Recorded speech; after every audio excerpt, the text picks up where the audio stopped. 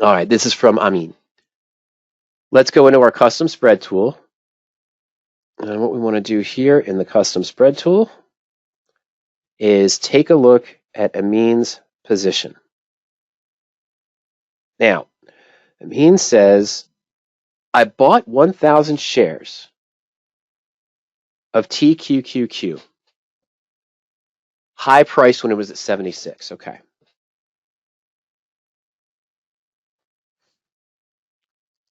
So we've got 1,000 shares. $76 per share. All right. Been writing weekly or 2-week out of the money covered calls with implied volatility of around 90%, all the way down to today's price. Now I'm debating whether to continue doing the same and wait until I break even, or start buying now to cost average at a lower level, and or continue selling out of the money put options at a few dollars below the current price.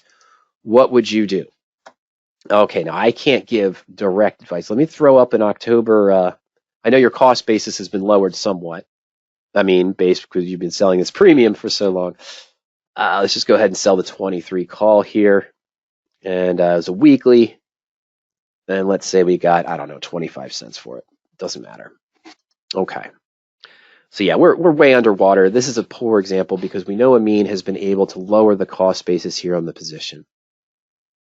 I don't know how far, Amin, but I know you've been able to. So here's the idea. This goes back to that comment I just made for Alfonso. At the beginning of the year, January and February really, that's when a lot of questions started to come in of, I'm down big percentage on this covered call trade and I've rolled it down. It's only been 2.5, 3 months. I'm down on this naked put position that I've rolled down and it's still declining on me. What would you do?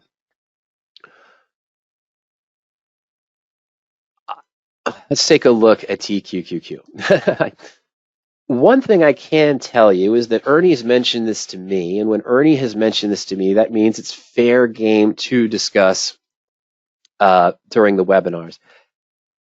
On that last very bullish buy around September 30th, when he got into the LRN position we talked about at the beginning of the presentation for the married put, and I got into Newmont Mining and Anet, Arista Networks around the same time because we saw the market sentiment indicator go to a very bullish buy. Okay. Didn't work out, but Anet recovered. We might talk about that in a little bit. In any case, this stock, as you can tell, as you see here, looks like the bottom has been around 17 or so. What I want to say with that is that the bullish leverage TQQQ ETF, the Ultra, still could continue to decline. Do I think it's going to drop below 16, below 15? No, but anything is possible. How long do you think it's going to take back to get to your cost basis? No, I'm not saying 76 because we know you've lowered the price down on it. I don't know to what level, but let's say the level's even 60. I mean, in the next 2 or 3 months, you might just have a gradual increase. Maybe we go back to 36 with some hiccups. You know, we've got the midterms coming up in a week too. And with all this earnings going on, now we've got the midterms coming up. That's going to have a market effect one way or the other. We know that. Here in the US, that is. But it will be affecting TQQQ is what I'm saying. So what is the, I'm not asking you to tell me, but what is the loss now? It's pretty significant. You decided not to close out of the position yet because you want to try to repair it. But what movement do you expect to see realistically back of this? Knowing there's still going to be some market fluctuations. We know what the Fed's already planning to do in November. We know we have the midterms coming up in a week and a half. We know all these things. And there's going to be fluctuation to continue. As I mentioned, Ernie told me that when he saw that market sentiment buy, he started buying leaps on TQQQ. He's more bullish long term that there's going to be some recovery, maybe in the middle of 2023, maybe in the first few months of 2023. Big talk now is that the recession is probably here, but look for the recession really in the first quarter of 2023. And how's the Fed going to react? Yeah, everyone has their own opinion on that. But what it boils down to, no one wants to realize the loss. I mean, I understand that, especially with the significant numbers you might be talking about right now. But again, How long do you think realistically it would take you with just covered call management on the positions, selling out of the money covered calls to keep knocking down the price? When do you think there'll be recovery? X amount of months, X amount of days. Okay, selling out of the money naked puts too, but remember, you might see one of these hiccups here, one of these hiccups here, where it's going to cost you more to buy back that put, even though the call is giving you a little bit of favor because it's cheaper to buy back. It's kind of risky in an uncertain market doing both. The covered combination is what it's called essentially. So it comes down to the management of time, and time meaning how much do you think it's going to take to get back to break even. Now, I want to give you some other ideas. Don't get me wrong. In general, it's best if possible, but it didn't happen, so we are where we are now. Usually, as a general rule, if the stock falls 7, 8, 9%, you're in a covered call, you might want to consider getting out of it before it goes too big. Sometimes it happens too fast, especially with an ultra ETF. It could recover quickly. I'm not saying back to 76. Maybe you have a cost basis of 55 or 60 with the calls that you sold against it. I'm not saying it's going to go back to there, but it could quickly see a ramp back up to maybe 30, 35, maybe 40 in the next few months if the market starts to shed some of the jitters. The GDP is as promising as we saw the numbers. Earnings still help out a little bit, but tech has been getting eaten alive, but kind of recovered again today. Another thing to consider is based on how long you think it's going to take you to get back to break even with just selling calls and a reasonable expected movement of the underlying security. You can try to check out the stock repair. Now, the stock repair tries to build a ratio call spread against your position. You may not be able to do this in an IRA if you just have level 1 or level 2 trading. You're not doing a ratio spread. You're essentially doing a covered call with a bull call debit spread underneath. So let's just say your cost basis is down to $60 per share, and we have 1,000 shares. I'm not promising there's going to be a repair here, Amin, but this is another option to consider here on Power Options. Okay, so what this tried to do, and there's none available, what it tried to do is build a ratio repair by buying 10, same number, same number of contracts of the shares that you own, buying 10 slightly in the money calls at the money calls, and selling 20 higher strike calls. So again, you end up with the covered call on your 1,000 shares and a 10 contract bull call debit spread on the position. We're going to do another example here to see how this could work. What ends up happening is as the stock starts to recover as you expect, you still get this for a credit because the 20 contracts that you sold pay for the 10 that you bought. But as the stock moves back up, you're gaining to the max profit of the bull call debit spread and gaining back on the stocks. You would see an accelerated increase back towards break even. Unfortunately, in this example, it's not there. The cost base is too low and the premiums on the strike prices. Now, you see here, some of these are generated at a net credit. Most of them are. But it didn't get us back to break even. That's what it was looking for, to see if it calculated back to break even faster than your $60 price. I'm going to put in a lower price. Let's try 35. And I know that's not where you're at, but 35 is maybe realistic for a repair, but I doubt it. Not even debit repairs. So with the stock at 2170, I don't think it's going to be maybe 29 or 30, but I doubt it. Yeah. Oh, no. So here's some out to January 2023. You get a small net credit of 64 cents. Yes, I used a cost basis of 29, but it lowers the break even to 24.81. So here's what ends up happening. I'm going to buy 10 contracts of a January 21-25 strike at $4, and we're going to sell 20 January 25 calls at $2.32. So we're going to take in 4,640. We get a net credit of 64 cents. How is the break even at 24.81 instead of at 28.36 in this case? It's because when the stock's at $24.81, you still have a loss of $4.19 from your $29 cost basis. That $21.25 long call at $24.81 is worth $3.56. You could sell to close it at $3.56. And you took in 64 cents of net credit.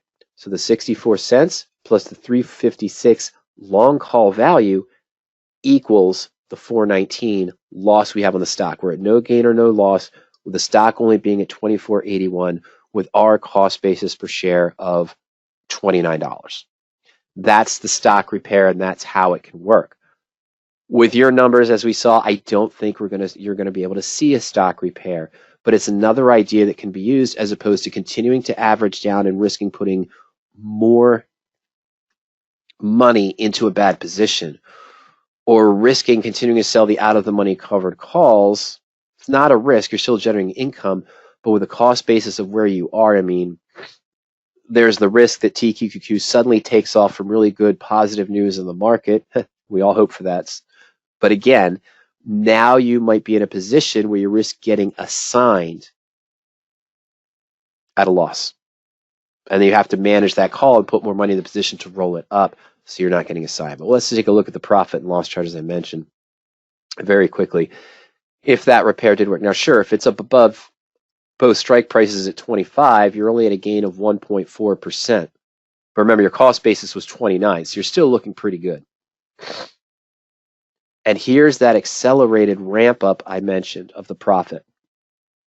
So remember, in here is your covered call, but you also have that bull call debit spread, 10 contracts at 25 and 10 contracts at 21.25, that is helping this accelerate and get back to break even in this case. So you profit back on the gain on the stock on the bull call debit spread as well. So not the solution you were looking for. What I would do in this position is I would analyze if there are stock repairs available on power options based on your cost basis. If none are available, I still want to analyze with a realistic movement in TQQQ of what I expect the market to do. By realistic, I'm not saying, hey, I'm going to buy 7 tickets of the Powerball lottery coming up that's at, what is it, 800 million instead of 3 because it's going to increase my chances of winning. And what would I do with the money? No, I'm not thinking about that. What is it? It's to have fun. I'll let my daughters fill out some forms, pay $6 to $8 for 3 or 4 tickets, and that's it. We might win 4. Hey, we might get lucky and win 7. We're not winning the thing. We're not winning 800 million. We're not winning, 1 million. We're not winning 150,000. I'm not making plans on what to do with it. It's for fun. I hate to say it that way, but the lottery is just, I know people play it professionally, if we could say that, but it's just for fun. This is not for fun. This is serious. But I don't want to say to myself, hey, if the market does this and does Y, in 3 or 4 months, I could be back up to 50 on TQQQ. It could happen. But I'm not planning on my break even doing that in 3 to 4 months if I followed this strategy. A realistic expectation. Maybe the market does settle down, have some fluctuations, and in January, maybe TQQQ is up to 28, 29, or 30. How long is it going to take you realistically to get back to break even by continuing to sell out of the money calls and maybe those out of the money puts if TQQQ just gradually starts moving back up and maybe in 6 to 8 months it's at 35 or 40? Now comes the question, if that's a reasonable expectation, what is the best way to get you back to break even? Is to start putting more money in to continue to average down? Is it continue risking, let's say, selling some out of the money covered calls here, knowing that on this Ultra ETF we could see a large jump up and it could gap up maybe to 30 to 32 very quickly in a 3 or 4 day period? Have to be really good market news, really good world news, but I'm sitting here with a 25 strike. I know you're doing weekly and it's out to January, but you've been running the risk potentially of being assigned at a loss as you roll down, whether you were averaging down or not at the same time. So those are some things that you want to consider. And with this time frame in mind, this time frame you evaluate for yourself based on a realistic expectation, the premiums you could continue to receive week or 2 week out, as it starts to move back up, how long, months-wise or days-wise, is a realistic expectation to get you back to break even? And is it worth it to still have the remaining capital tied up in this position to do it? No one wants to take the loss. No one wants to realize the loss. But realistically, how long is it going to take you to get back to break even? And is it worth it with the out of the money put and out of the money call, the covered combination? Maybe it is to get you to a certain point. Maybe it is to get you to a certain point to have your cost basis lowered down from maybe 60 that I mentioned, and you might even be lower, which is better, but getting it down to maybe 34, 35, or I'm sorry, not 34, 35, maybe down to 45, 42, or 40 when TQQ is back up to 33, and there's an opportunity maybe to reevaluate a stock repair now that it's up at a higher price and your break even has been lowered.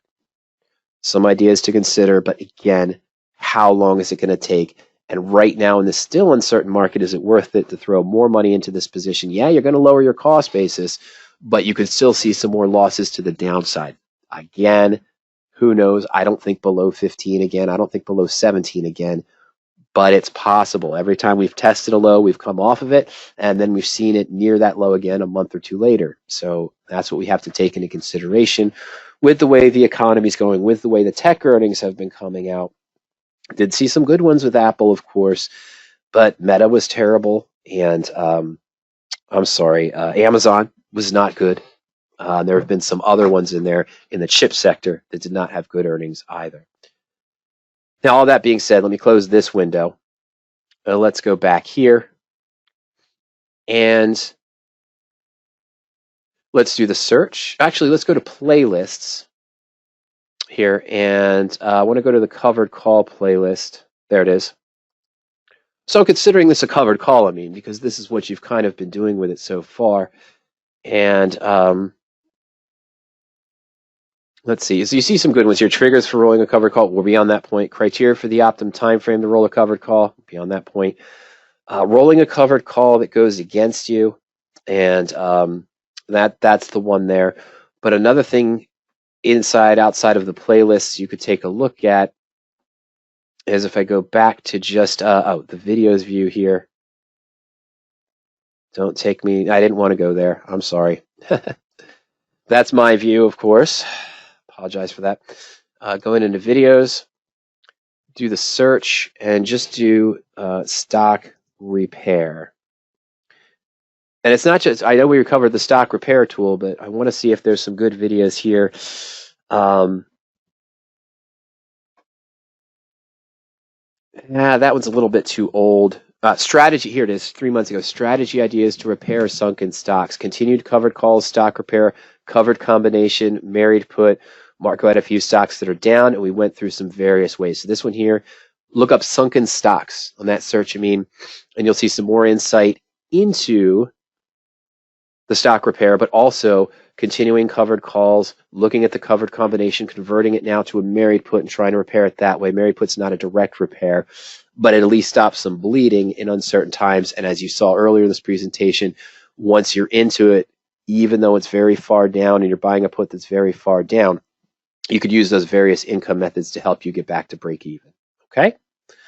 All right, fantastic. So I hope that helps out.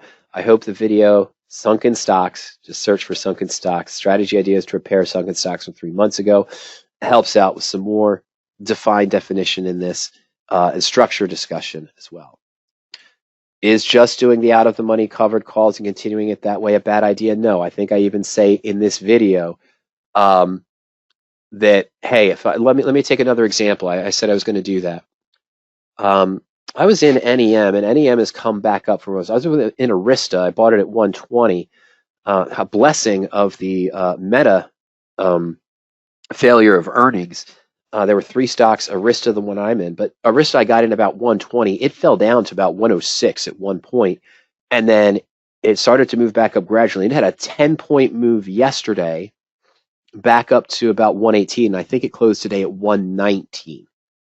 And why that's great is because although Meta missed its earnings pretty big, they said in their earnings that their guidance isn't so great, but they're going to increase spending into the sort of quote unquote metaverse area, which means these three companies, Arista, which supplies some of the cloud sourcing for that, another cloud company, I can't remember the name of it, and there's a third company that does software for them, all moved up 7, 8, 10% the other day because they said Facebook has the money still, even though their earnings were bad, their guidance was bad, they have the money, and they said they're going to increase their spending.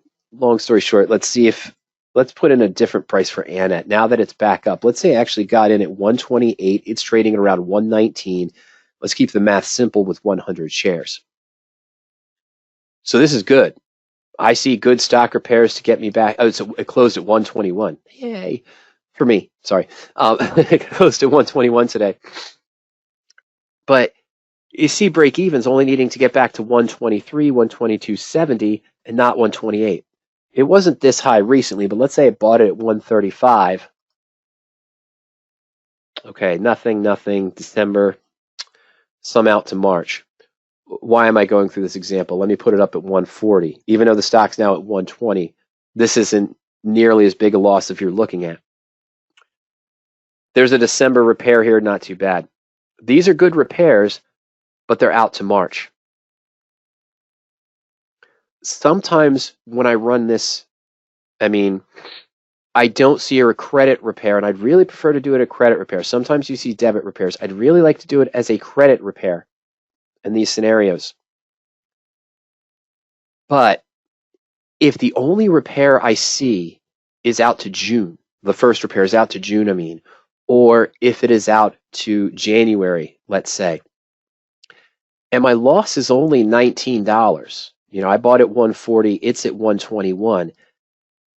The repair availability and this graph we're seeing that gets us back to break even and back to profit is at expiration. Okay, now this is 140 days away. Okay, so we're 8 months. Wow, sorry guys. 5 months, a little bit less than 5 months out in time. I'm down $19. So now I consider, you know what? What if I just went to Anet and I went to the chain? And as you've been doing, I know, maybe I'll look at the puts too, but I'm going to look at the calls maybe 14 days out in time. An out of the money call here. Now, this is exaggerated. The reason why it's exaggerated is because earnings are coming up on October 31st. So these are much higher implied volatility as they usually are, but they're in the wheelhouse of what you said, for TQQQ. But I see I'm 2 weeks out in time, and I've got a call here at 460. That's at the 126 strike. That's really close. Let's go 130 at 318. So it's a good range out of the money. I believe this is my delta here, pretty low at 0.295. Yep, that's good. High implied volatility, though. Let me check something here on the research.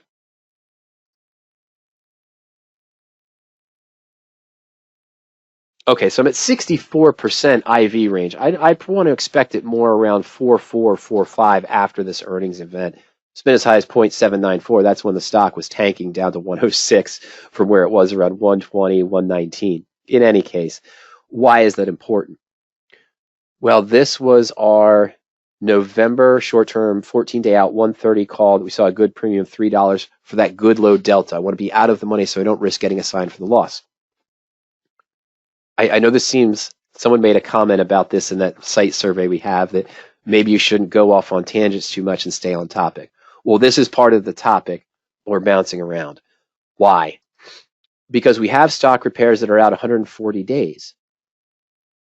I have an option that's out of the money that could bring me $3 right now in 14 days. Now, I know it's going to be a little bit less than that. But this comes down to what I was talking for Amin.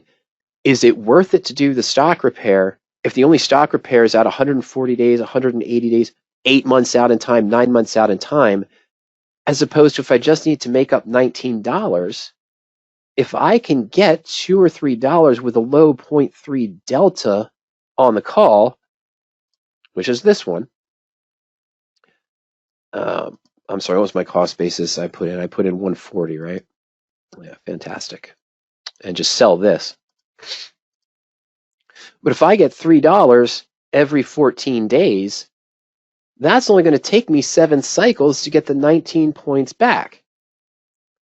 7 cycles every 2 weeks, we're talking 14 weeks. Okay, that's 3.5 months out in time, pretty close to that March expiration of 140, but maybe a little bit sooner. But my illustration was I shouldn't expect a 317 price at 253, but I shouldn't expect a 317 price, more probably closer to a volatility of 0.48 because we know earnings are coming up on the 31st, yada, yada, yada. So maybe I'd only expect a premium of $2, $1.70. Now we're back to saying how many times do I need to write that? I need 11 or 12 2-week out cycles. This is the 2-week out, remember. I need 11 or 12 cycles with that math. Okay, so let's assume a $1.70 premium, even though it's inflated, but we go back down to a normal implied volatility. I'm not getting $3. I'm getting maybe $1.70 with a normal IV of 0.48 back to the normal range after the earnings event. So I need what? 10 cycles to get 10 14-day cycles to get back to 17. So I'm going to need 12, maybe 13 cycles of 14 days, 2 weeks out in time. So that's 48 weeks. No, I'm sorry. See, I'm confusing myself now. Anyway, every 14 days, I need to do it 12 times every 14 days. So that's going to be about 6 months. Meaning that maybe that March repair that we saw, that was only 140 days out in time, is maybe better than normal implied volatility here, expecting a premium of 170, having to do it 12 cycles at 2 weeks, aka 6 months, right? Twice every month. So it takes me 6 months to get to 12 to 13, or 180 days to get back to the break even, just selling out of the money calls, assuming I can get that 170 with normal volatility. Maybe that repair 140 days out is the better idea. But if the only repair I saw was 8 months out in time, and this would only take me 6 months to do with out of the money covered calls, maybe I'm considering that rather than the 8-month out stock repair, because I need to hold the stock repair as close to expiration as possible to realize the full profit. That's talked about in that other sunken stocks video from 3 months ago. But again, I just wanted to illustrate it. Sometimes it might be better just to use the out of the money covered call if you don't see a repair that's under 8 months or so, 6 months out in time. Other times, maybe it is better to use the stock repair to help you get back to break even at the lower price if it's only 140 days out in time, where it would take you 180 to 190 days, 6 to 7 months out in time of just the out of the money covered call to get back that $19 premium I'm missing from my initial cost basis. Here, I only need it to go back to 124.65 in that case, but it does cap the gain, just like the covered call does. We saw that, again, to a return of only 0.5% if it's above 125 at March expiration, 140 days away. Pros and cons of each. That's why I mentioned it's kind of imperative to discuss to yourself, what is a realistic expectation of where the stock's going to be? How much premium can you generate selling week by week or every 2 weeks out in time with that increase in the price versus a stock repair? That's the battle you're fighting. So you need to analyze your cost basis, Amin, again, and work that out and see what you've got.